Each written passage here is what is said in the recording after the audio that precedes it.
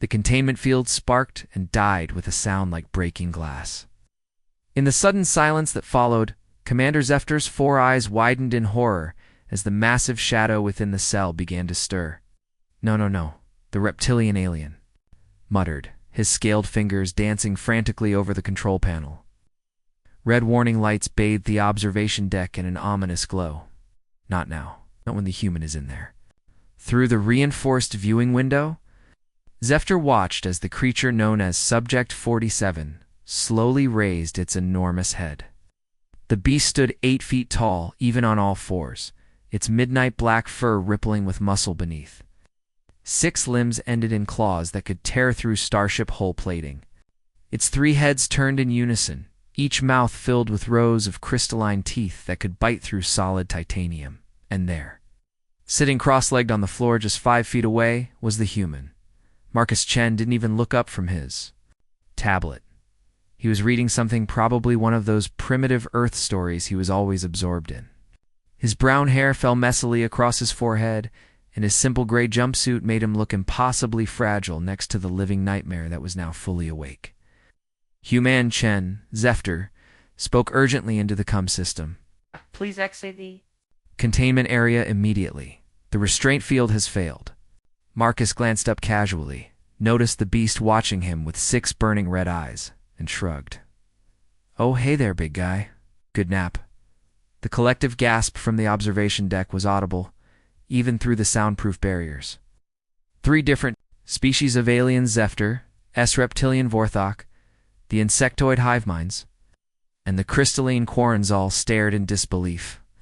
As the human reached out his hand toward the deadliest predator in known space. "He's going to die," whispered Dr. Villana, the Quaran scientist whose crystalline body chimed with anxiety.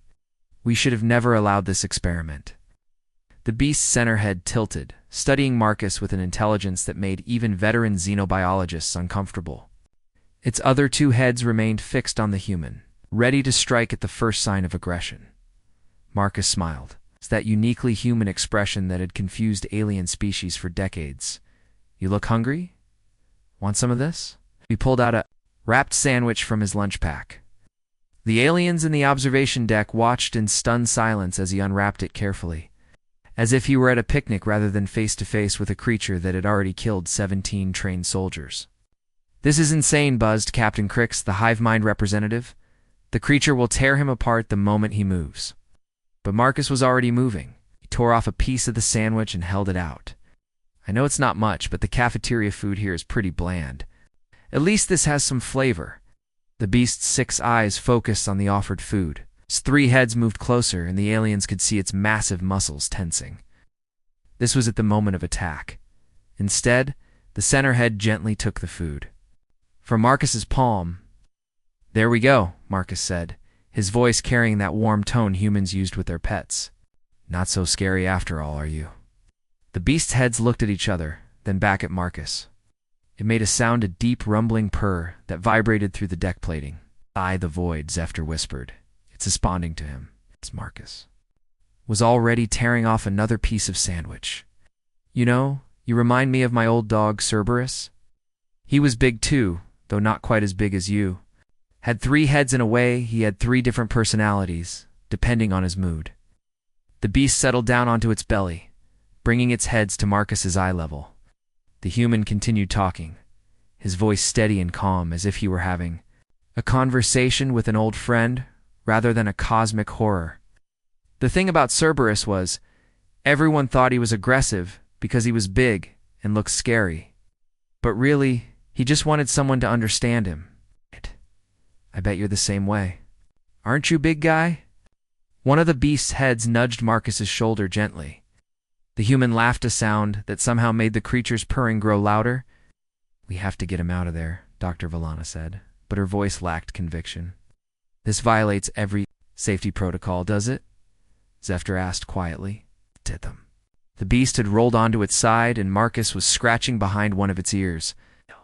All 3 heads were now purring in harmony, creating a sound like distant thunder. The human was still talking, telling stories about Earth, about animals, about the loneliness of space travel. "This is unprecedented," Captain Crix observed.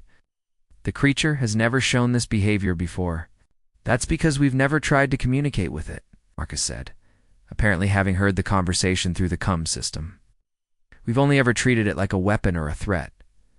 But look at it, truly look at it, the aliens did. Look. Instead of the terrifying predator they'd observed for months, they saw something else. The way the beast's heads took turns listening to Marcus speak, the gentle way it accepted food from his hands, the almost protective way it positioned itself around him. It's intelligent, Marcus continued. It's more intelligent than we gave it credit for. It's been trying to communicate this whole time, but we've been too afraid to listen. The beast's center head nuzzled against Marcus's chest, and the human wrapped his arms around it without hesitation. The sight made several aliens step back from the viewing window. This is how it starts, Marcus said, his voice growing serious. This is how trust begins. Not with cages and weapons and fear, but with understanding, with someone willing to take the first step. The beast's 6 eyes had changed color, from burning red to a warm golden amber. It was looking at Marcus with an expression that could only be described as ... fond. Commander, Dr. Villana said urgently, "We need to contact the Council. This changes everything." Zephyr nodded slowly, but his eyes remained fixed on the scene below. The human was now lying against the beast's side, using it as a backrest while he read from his tablet. The creature's 3 heads formed a protective circle around him, watching the entrances to the cell. "What have we done?" A-Star whispered. "Or, more importantly," Captain Crix added, "what happens now?" As if in answer to their question, alarms began blaring throughout the station. The blood-red emergency lighting switched on, and an automated voice filled the corridors. "All personnel to emergency stations. Incoming vessel detected. Unknown configuration. Estimated arrival, 1 hour." Marcus looked up from his tablet, and the beasts' heads all turned toward the ceiling, as if they could see through the station's hull to whatever was approaching. "This looks like we're about to find out," Marcus said calmly. The beast rose to its feet, towering over the human. But instead of moving away, it lowered its center head and nuzzled Marcus's shoulder again. The message was clear. Wherever the human went, the beast would follow. Commander, came a panicked voice over the comm system. "You need to see this. The approaching vessel. ... It's massive. And it's not responding to any of our communication attempts." Zephyr's blood ran cold. In all his years of service, he'd never heard fear like that in a communications officer's voice. "We're on our way," he replied, but his eyes lingered on the human and the beast. Whatever was coming, he had a feeling that these two's is impossible. Partnership would be crucial to their survival. Marcus stood up, brushing crumbs from his jumpsuit. "Come on, big guy. Sounds like they need us." The beast's 3 heads looked at each other, then at Marcus. It made a sound, not quite a roar, not quite a purr, but something that conveyed agreement and determination. Together, they walked toward the cell door, which opened at their approach. The containment field was still down, but somehow that no longer seemed to matter. "This is either the beginning of something wonderful," Zephyr murmured, "or the end of everything we know." As the human and the beast disappeared around the corner, heading toward whatever crisis awaited them.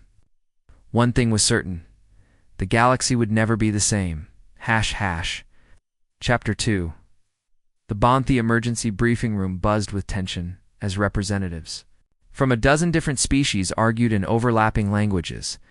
Holographic displays showed the approaching vessel, massive, dark structure that seemed to absorb light rather than reflect it. It was unlike anything in their databases. Marcus entered the room with his unlikely companion, and the arguments stopped immediately. The beast's 3 heads scanned the assembled aliens with intelligent eyes while staying close to the human's side. "You brought that thing in here?" Admiral Keshrin, a tall, ethereal being with translucent skin, pointed an accusing finger at the creature. "Have you lost your mind, Commander Zephyr?" "The thing has a name," Marcus said calmly, settling into a chair. The beast positioned itself behind him, its 3 heads forming a protective triangle. "I'm calling him Cerberus. And he's not going anywhere without me." "This is madness," Admiral Keshrin continued. "That creature has killed more sentient beings." Then what?" Marcus interrupted. Then the species that captured him, the ones who kept him in a cage and tortured him for months. The ones who never once tried to understand what he was trying to communicate. The beast Cerberus made. A low, rumbling sound that might have been agreement. Oh. Eyes had shifted to that warm amber color again, focused entirely on Marcus. The approaching vessel, Dr. Villana said, trying to redirect the conversation, appears to be of unknown origin. Our sensors can't penetrate its hull, but energy readings suggest it's enormous, possibly the size of a small moon. Any attempts at communication? Marcus asked. None successful, replied Communications Officer Yathera, a being that looked like a cross between a jellyfish and a tree. We've tried every known frequency, every protocol in our databases. Whatever's on that ship either can't understand us or doesn't want to. Marcus reached back absently and scratched behind one of Cerberus's ears. The beast's purring grew louder, and several aliens visibly relaxed at the sound. It was strange the creature, that had once terrified them now, seemed almost ... comforting. What if we're approaching this wrong? Marcus said. What if they're not here to communicate with us at all? What do you mean? Zephdar asked. Think about it. A ship that size, with that kind of technology, could have destroyed this station. The moment it dropped out of hyperspace. But they didn't. They're just ... sitting there, waiting. Waiting for what? Admiral Keshrin demanded. Marcus looked at Cerberus, who was watching him with those intelligent eyes. What if they're waiting for him? The silence that followed was deafening. The holographic displays flickered, showing the massive vessel maintaining its position exactly 1 million kilometers from the station. That's impossible, Dr. Villana whispered. The creature was found alone on a derelict ship. There were no signs of other life forms. Were there signs of the ship's original crew? Marcus asked. The silence stretched longer. No, Zephdar admitted quietly. The ship was ... empty, as if everyone had simply vanished. Marcus stood up, and Cerberus immediately moved to flank him, or as if they'd been protecting something, someone, and when that someone was taken ... You're suggesting this creature is connected to whatever's on that ship? Admiral Keshrin's voice was barely a whisper. I'm suggesting, Marcus said, that we've been looking at this all wrong. We assumed Cerberus was a weapon, a monster, something to be contained. But what if he's something else entirely? One of Cerberus's heads turned toward the holographic display, fixing on the image of the approaching vessel. The beast made a sound along, mournful call that seemed to resonate through the station's hull, and then, impossibly, the ship responded. The massive vessel pulsed with light. Just once, and every piece of equipment in the briefing room flickered. When the system stabilized, Communications Officer Yathera looked up from her console with wide eyes. I'm receiving something, she said. It's not a message. It's more like emotion, pain, longing, loss. They're looking for him, Marcus said softly. They've been looking for him this whole time. Cerberus moved closer to the holographic display. All three heads focused on the ship. He made that mournful sound again, and again the ship responded. With a pulse of light? It's incredible, Dr. Villana breathed. The creature is communicating with the vessel across space, without any technology we can detect. What kind of species has this ability? Admiral Keshrin asked. I don't think they're just a species, Marcus said quietly. I think they're a family. The weight of that statement settled over the room like a blanket. A family, not a military force or an invasion fleet, but a family searching for a lost member. We have to let him go, Marcus said. What? Zephdar stepped forward. Human Chen, you can't be serious. After everything we've discovered, after the bond you've formed, especially because of the bond I've formed, Marcus interrupted. Look. At him, everyone turned to look at Cerberus. The massive creature was still focused on the ship, but now his heads were drooping. His whole body seemed to sag with an emotion that was unmistakably homesickness. He's been alone for months, Marcus continued. Captured, caged, studied like a lab specimen. Now his family has found him. What right do we have to keep him here? The research potential, Dr. Villana began? The research potential? Of what? Keeping a sapient being prisoner? Separating him from his family? Marcus's voice was sharp. How would you feel if aliens captured you and kept you in a cage for months, no matter how comfortable they made it? The room fell silent again. The moral implications of what they'd been doing were finally sinking in. There's another consideration, Captain Crick said, his insectoid voice clicking thoughtfully. If that vessel contains his family and they have the technology to find him across interstellar space, what might they do if they believe we're holding him against his will? The holographic display updated, showing new readings from the vessel. Its energy output was increasing. They're powering weapons, Yathera reported. Multiple systems coming online. Energy levels are ... significant. Significant enough to destroy the station, Admiral Keshrin asked. Significant enough to crack a planet, Yathera whispered. Marcus walked over to Cerberus and placed a hand on the creature's flank.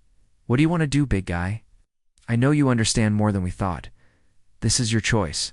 Cerberus's. Three heads turned to look at Marcus. The creature's eyes had shifted color again from amber to a deep blue that seemed to hold starlight. He made a soft sound, almost like a whimper. He wants to go home, Marcus said. But he doesn't want to. Leave me. How can you possibly know that? Admiral Keshrin demanded. Does I feel the same way? Marcus replied simply. We've bonded. It's not just as friends, but as ... family. He's imprinted on me, and I on him. We're packed now. The alien vessel pulsed again, brighter this time. The station's lights flickered, and somewhere in the distance, alarms began to sound. Commander Yathera said urgently, They're moving, closing distance rapidly. How long until they reach us? Zephyr asked. At current speed, ... 20 minutes. Marcus looked at Cerberus, then at the assembled aliens. It's only one way to solve this. I'm going with him. Absolutely not, Admiral Keshrin said immediately. You're a valuable member of this crew, and we cannot. You can't stop me, Marcus. Interrupted. And more importantly, you can't stop him from protecting me.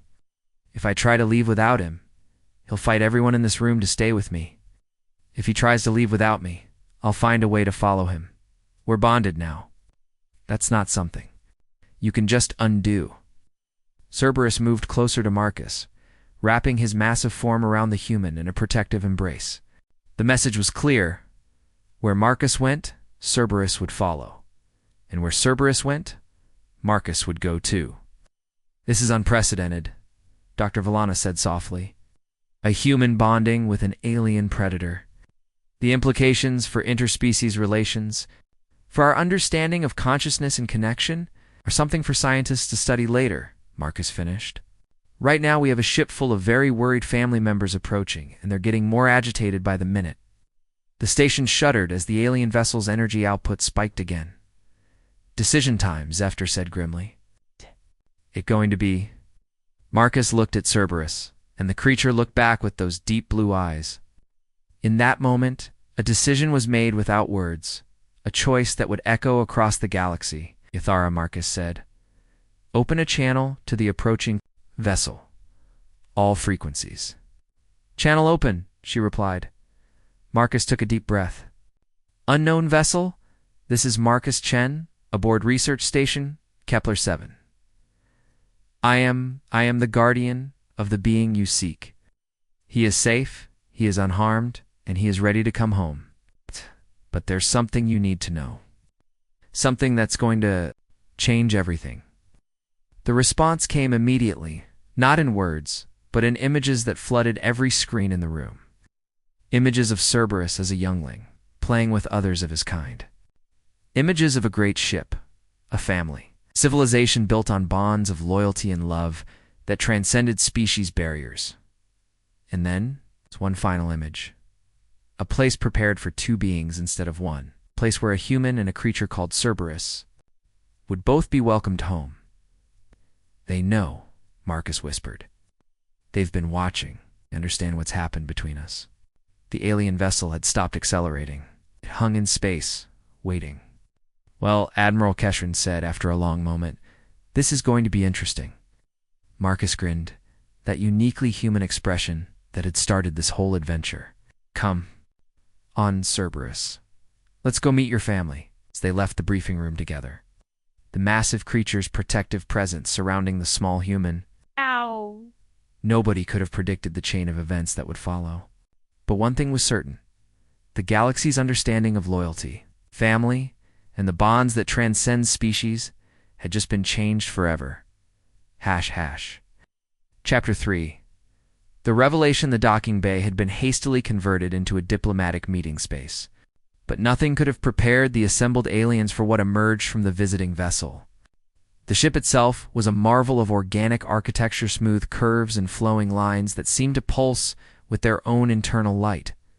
It was beautiful and alien in ways that made traditional starship design look primitive.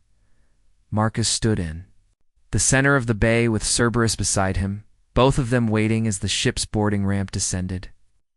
The creature's 3 heads were alert but calm, and his tail, something they'd never seen him display before, was wagging slightly. "I've never seen him excited before," Dr. Villana observed from the safety of the observation deck. "Look at his body language. He's practically vibrating with anticipation." The first being to emerge from the ship was another 3-headed creature, but this one was smaller, more graceful. Where Cerberus was built like a warrior, this newcomer moved with the fluid precision of a dancer. Her fur was a deep silver, and her 6 eyes were the same starlight blue that Cerberus's had turned. "Oh," Marcus said softly, understanding immediately. "She's your mate, isn't she?" Cerberus made a sound that was pure joy, a harmonious call from all 3 heads that resonated through the docking bay. The female creature responded with her own tritoned call, and they bounded toward each other with the enthusiasm of lovers reunited after a long separation. But instead of embracing immediately, both creatures stopped and turned to Marcus. Female approached him slowly, her 3 heads tilting as she studied him with obvious intelligence. "She's evaluating me," Marcus realized. "She wants to know if I'm worthy of her mate's trust." The female creature, who Marcus found himself thinking of as Stella, extended 1 head toward him. Marcus held perfectly still as she sniffed him, her nostrils flaring as she took in his scent. Then, to everyone's amazement, she began to purr. "She approves," Marcus said with a grin. "I think I just passed the most important test of my life." More creatures emerged from the ship, and the assembled aliens gasped. There were dozens of them, some large like Cerberus, others small and quick, still others that seemed to be elders with graying fur and wise eyes. But what made them truly remarkable was their diversity. These weren't just members of the same species. There were beings that looked like living crystals, their faceted bodies catching and reflecting light in impossible ways. There were creatures that seemed to be made of liquid metal, flowing and shifting as they moved. There were beings of pure energy, visible only as shifting patterns of light and color. "It's not just a family," Dr. Villana breathed. "It's a collective, a chosen family of different species, all bonded together." The largest of the creatures, an ancient being whose fur had gone white with a job, approached Marcus with slow, deliberate steps. This one's eyes were different from the others, holding depths that spoke of centuries of experience. "You were the one called Marcus," the creature said, and everyone in the docking bay froze. The voice came from all 3 heads simultaneously, creating an otherworldly harmony that seemed to resonate in their bones. "You can speak," Marcus said, his voice filled with wonder rather than fear. "We can all speak," the Ancient One replied. "We simply choose our words carefully. Your kind has a saying, 'Actions speak louder than words.' We have found this to be true. Then why didn't Cerberus ever speak to us?" Admiral Keshran asked from the observation deck. The ancient creatures. 3 heads turned toward the Admiral, and those ancient eyes seemed to see right through him. "Would you speak to those who kept you in a cage? Would you reveal the depths of your intelligence to those who saw you only as a weapon to be studied?" The uncomfortable silence that followed was answer enough. "But you spoke to him, the Ancient," one continued, turning back to Marcus. "You saw him not as a monster, but as a person. You offered him food, companionship, respect. You treated him as family, because that's what he is," Marcus said simply. "Family," the ancient creature's expression, if it could be called, that seemed to soften. "Yes, and now you are family too. Cerberus has claimed you as pack brother. His bond with you is as strong as his bond with us." "What does that mean?" Zephyr asked. "It means," the Ancient One said, that you have given us a gift beyond measure. You have shown us that there are others in this galaxy who understand the true nature of family, who believe that bonds of love and loyalty transcend species, appearance, and origin. One of the crystalline beings stepped forward, its voice like wind chimes. We have traveled the galaxy for millennia, seeking others who share our understanding. We have found so few. Most species fear what they do not understand, added a flowing metal creature. They seek to dominate, to control, to categorize, but you chose trust. Marcus looked around at all the assembled beings, alien and strange, but somehow familiar in their obvious affection for each other. How many of you are there? Thousands, the Ancient One replied, scattered across hundreds of worlds, united by bonds stronger than blood. We are the collective of the chosen, and we have been waiting for someone like you for a very long time. Like me, a bridge builder, a heart that sees beyond the surface, a soul that understands that family is not about what you are, but about who you choose to love. Cerberus padded over to Marcus and gently nuzzled his shoulder. Stella followed, adding her own affectionate gesture. Soon, Marcus found himself surrounded by creatures of a dozen different species, all of them treating him with the same warmth and acceptance they showed each other. This is overwhelming, Marcus admitted. I'm honored, but I'm just one person. I can't speak for my entire species. You don't need to. The Ancient One said, speak for yourself, and that is enough. But what happens now? Dr. Villana asked, what are your intentions regarding our space, our worlds? The ancient creature's three heads looked at each other, then at the assembled aliens in the observation deck. We have a proposition for you, for all of you. The docking bay fell, silent except for the soft harmonics of the various creatures breathing. We would like to establish a cultural exchange, the Ancient One continued. Not conquest, not domination, but cooperation.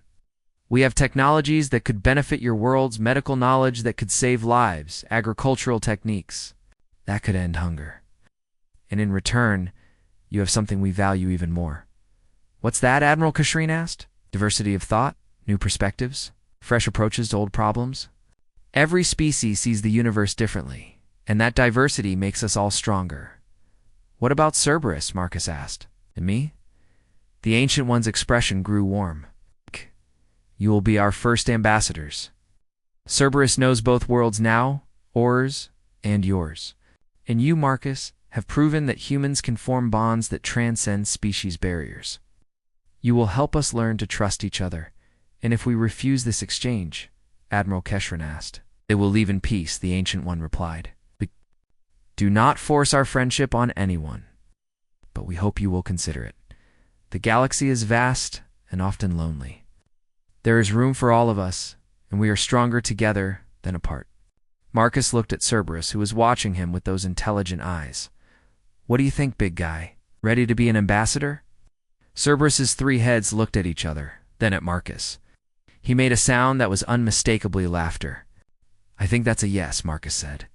The Ancient One's three heads nodded in unison. Then let us begin. There is much to learn and much to share. But first, there is something else you should know. What's that? This is not the first time we have encountered humans. We have been watching your species for some time, and we have been ... impressed. Your capacity for adaptation, your creativity, your ability to form unexpected bonds, these are rare gifts in the galaxy. You've been watching us? From a distance? We do not interfere with developing civilizations, but we observe. What we have seen gives us hope. Your species has the potential to become something remarkable. Marcus felt a weight of responsibility settling on his shoulders. No pressure or anything. The Ancient One's laugh was like distant thunder. Pressure is what creates diamonds, young bridge builder. And you, we think, are already becoming something precious. The various creatures began to mingle, some tentatively. Others, with obvious curiosity, Marcus realized that this was just the beginning. The galaxy was about to become a much more interesting place. So, he said to Cerberus, ready for the adventure of a lifetime? Cerberus's three heads looked at him, then at Stella, then at the assembled creatures from a dozen different worlds. His tail wagged faster, and he made a sound that needed no translation. He was ready. Chapter 4.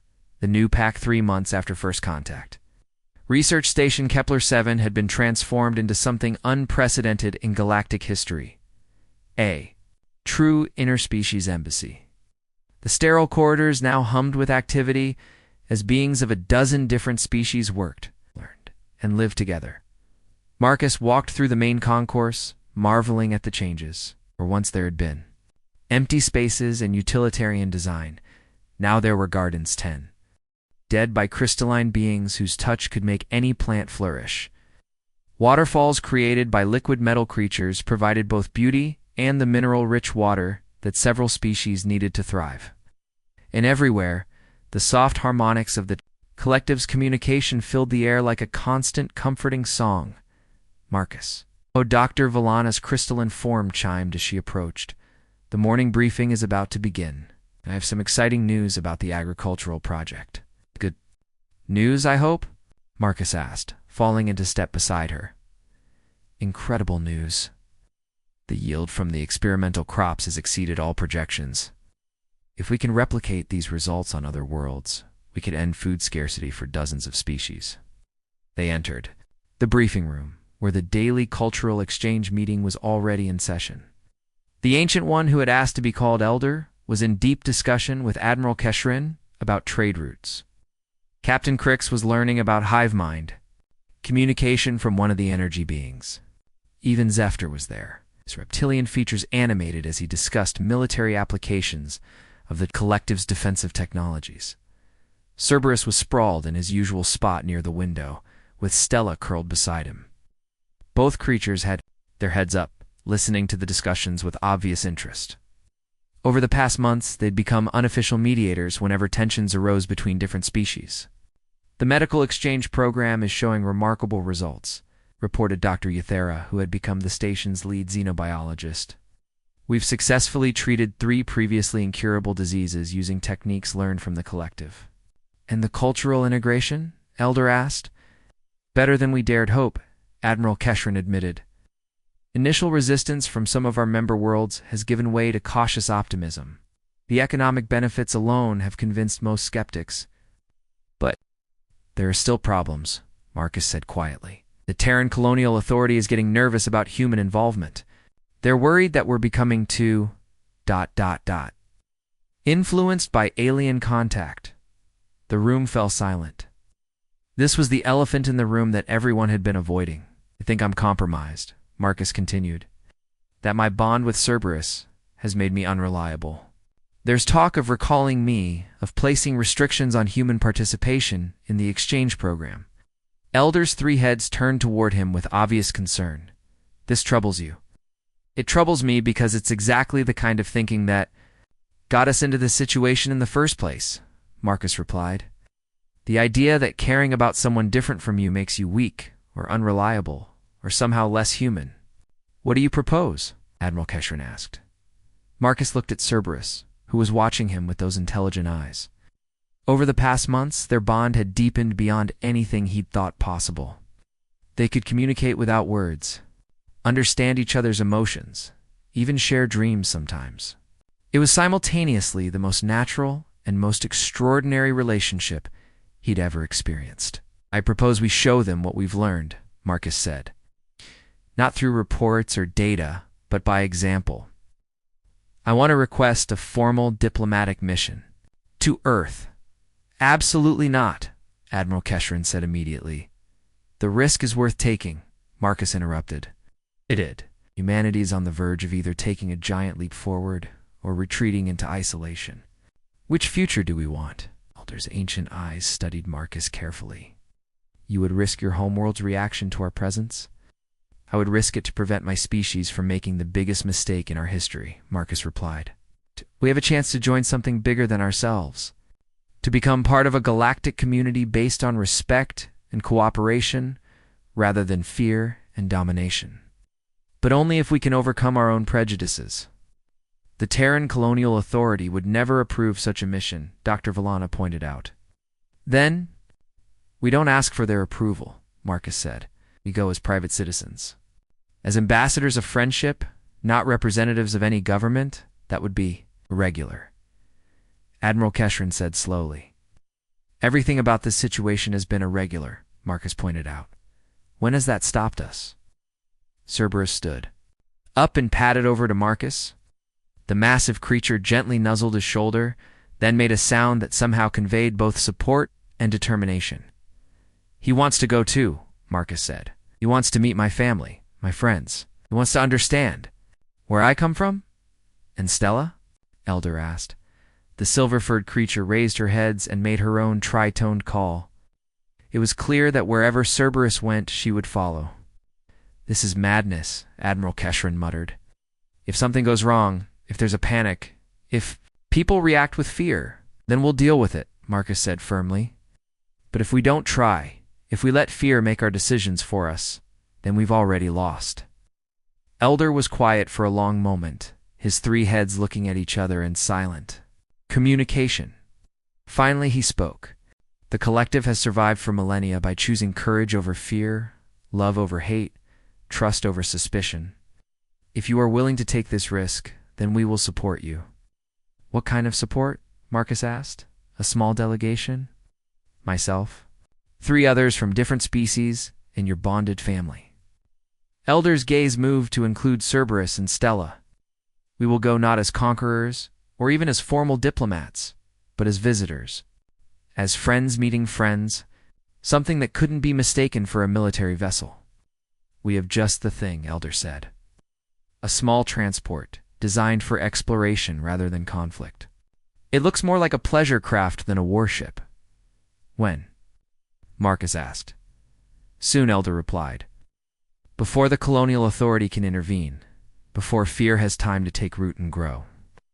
Dr. Valana's crystalline form chimed with excitement. "This could be the most important first contact in human history, or the most disastrous," Admiral Keshrin added grimly. "That's why we have to do it right," Marcus said. "Not as an invasion or a conquest, but as a family visit. Cerberus and Stella, meeting my parents, my friends, my world. Showing them that love really can transcend species barriers." Cerberus made a sound that was unmistakably agreement, and Stella echoed it.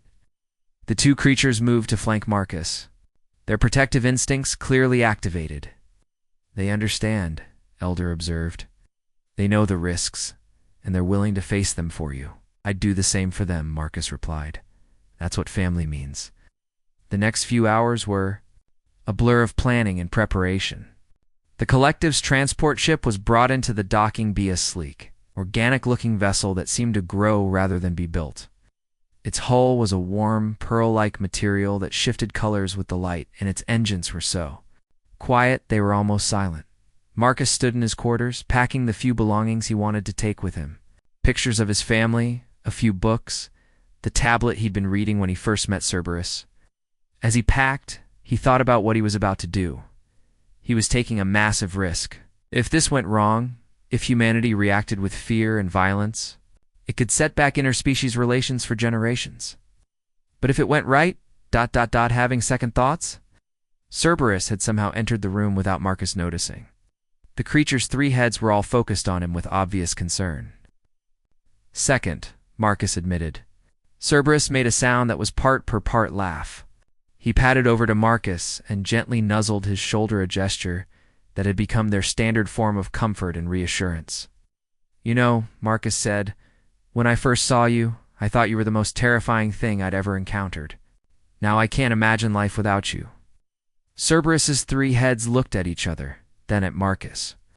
He made a complex sound that Marcus had learned meant something like mutual feeling or same here. "Ready to meet my parents?" Marcus asked. "Fair warning, my mom's going to want to feed you. She feeds everyone. And my dad's going to want to know everything about your species' technology." Cerberus's tail wagged, and he made a sound that was unmistakably laughter. "And they're going to love you," Marcus continued, "'cause you're family. And that's what families do." Soft chime indicated that it was time to board the transport. Marcus took one last look around his quarters, then shouldered his pack. "Come on, big guy. Time to change the galaxy." The transport ship's interior was as remarkable as its exterior. The walls seemed to pulse with their own gentle light, and the floors were soft underfoot, almost like walking on living tissue. The passenger area was configured to accommodate beings of various sizes and physiologies, with adjustable seating and atmospheric controls. Elder was waiting for them, along with the 3 other collective members who would be making the journey. There was Harmony, one of the crystalline beings whose body chimed with musical tones. Flow, a liquid metal creature who could take almost any shape. And Whisper, an energy being who appeared as shifting patterns of light and color. Interesting. Delegation, Marcus observed. For species that couldn't be more different from each other. That's the point, Elder replied. We want to show your people that diversity is strength, not weakness. That differences can be celebrated rather than feared. The ship's launch was smoother than silk. One moment they were in the docking bay, the next they were in space, the station growing smaller behind them. Marcus felt a mixture of excitement and terror as they engaged the faster-than-light drive and began their journey toward Earth. How long, he asked. 3 days, Elder replied. 3 days to reach your homeworld. 3 days to prepare for what may be the most important conversation in galactic history.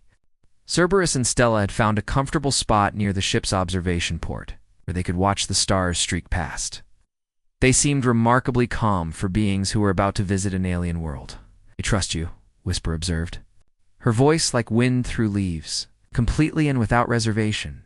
The feeling is mutual, Marcus said. Whatever happens on Earth, we face it together. As the ship sailed through hyperspace toward humanity's homeworld, Marcus couldn't help but think about the chain of events that had brought them to this point. It had started with a failed containment field and a sandwich shared in kindness. Now, it was about to culminate in a meeting that would determine the future of human-alien relations. No pressure, he muttered to himself.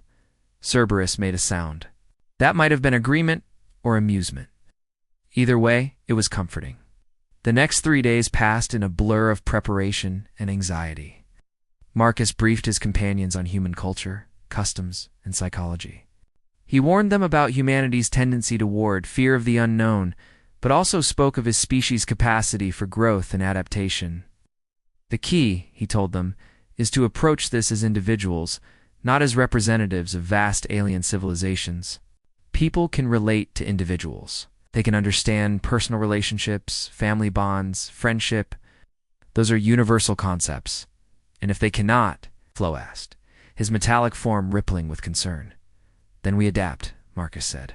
Nice. Find another way. We keep trying until we succeed. On the 3rd day, Earth appeared on the view screen. Marcus felt his heart skip a beat as he saw his homeworld for the first time in over a year. Now the blue marble hanging in space looked impossibly beautiful and impossibly fragile.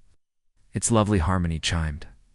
So much water, so much life. So much potential, Elder added.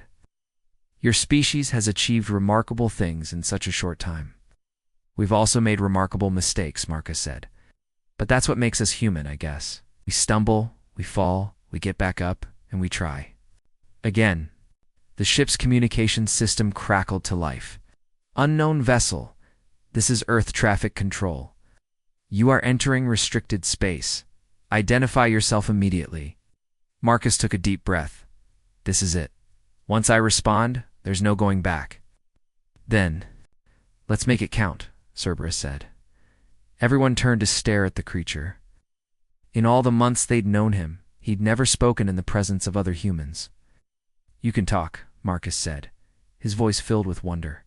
I have always been able to talk, Cerberus replied, his 3 voices creating that familiar harmonic resonance. I simply chose not to, until now. But this moment is too important for silence. Marcus grinned and activated the communications system. Earth traffic control. This is Marcus Chen, formerly of the Terran Colonial Authority. I'm aboard a peaceful vessel with diplomatic passengers. We're requesting permission to land. Silence that followed seemed to stretch for an eternity. Marcus. Chen, you are listed as missing in action. What is your current status?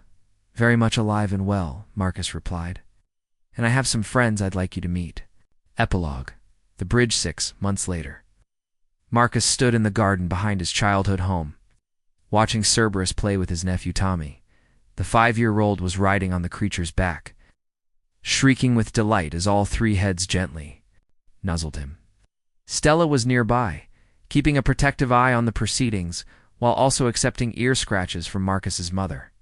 "I still can't believe Mom took to them so quickly," Marcus said to his father, who was grilling burgers on the patio. "Your mother has always been a good judge of character," his father replied. "And it didn't hurt that they brought those seeds from the collective. The tomatoes this year are incredible. The initial landing had been ... eventful. The media had gone into overdrive, governments had panicked, and there had been protests both for and against the alien visitors. But gradually, as people got to know the collective members as individuals rather than as abstract threats, attitudes had begun to shift. It helped that Cerberus had an almost supernatural ability to win over children. Something about his 3 heads made him irresistible to kids, who saw him not as a monster but as the ultimate pet. And his protective instincts meant that parents quickly learned to trust him around their children. "Uncle Marcus," Tommy called out. "Cerberus wants to know if he can have a burger." "Tell him he can have 2, Marcus called back. "But he has to eat them properly, not just inhale them." Cerberus made a sound that was unmistakably laughter. The cultural exchange program had expanded beyond anyone's wildest dreams. There were now collective embassies on 17 human worlds, and human ambassadors were living with various member species throughout the galaxy.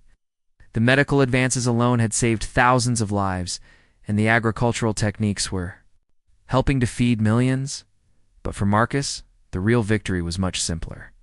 It was the sight of his nephew playing with his alien family members. It was the sound of his mother humming while she worked in her garden, assisted by Harmony's crystalline touch. It was the knowledge that fear had been replaced by friendship, suspicion by trust. "The colonial authority is still nervous," his father said, flipping burgers with practiced ease. "They're worried about humanity losing its independence." "From what?" Marcus asked. "From friendship? From knowledge? From a galaxy full of potential allies?" "From control," his father replied. "They're worried about humanity becoming just another member of someone else's club." Marcus looked out at the garden, where beings from 6 worlds were working together to create something beautiful. Maybe that's not such a bad thing. Maybe it's time we learned that we're not the center of the universe.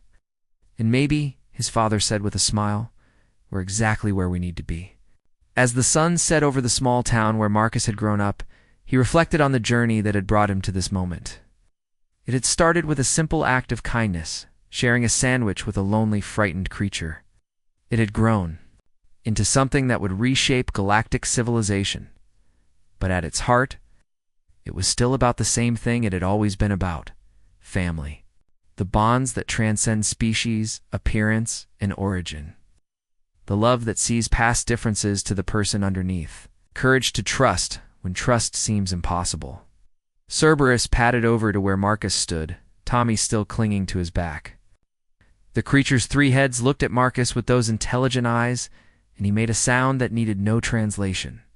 "I love you too, big guy," Marcus said, reaching out to scratch behind one of his ears. "All of you." As the stars began to appear in the darkening sky, Marcus knew that somewhere out there, other species were watching Earth with new eyes. They were seeing a world where humans and aliens could work together, play together, live together as family, and maybe, just maybe, they were deciding that this was a family worth joining. The galaxy was vast and full of wonders, but the greatest wonder of all was the simplest: that love could bridge any gap, overcome any difference, and create connections that would last for generations. Marcus Chen, former researcher turned galactic ambassador, stood in his mother's garden surrounded by his chosen family, human and alien, familiar and strange, but all bound together by the unbreakable bonds of love and loyalty. And in that moment, he knew that the future was going to be incredible. "Come on, everyone," his mother called from the patio. "Dinner's ready." And yes, that includes seconds for Cerberus. The creature's 3 heads looked at each other and grinned an expression that somehow looked perfectly natural on his alien features. His tail wagged as he gently deposited Tommy on the ground and bounded toward the house, followed by Stella and the rest of their impossible, wonderful family. The galaxy would never be the same, and that was exactly how it should be.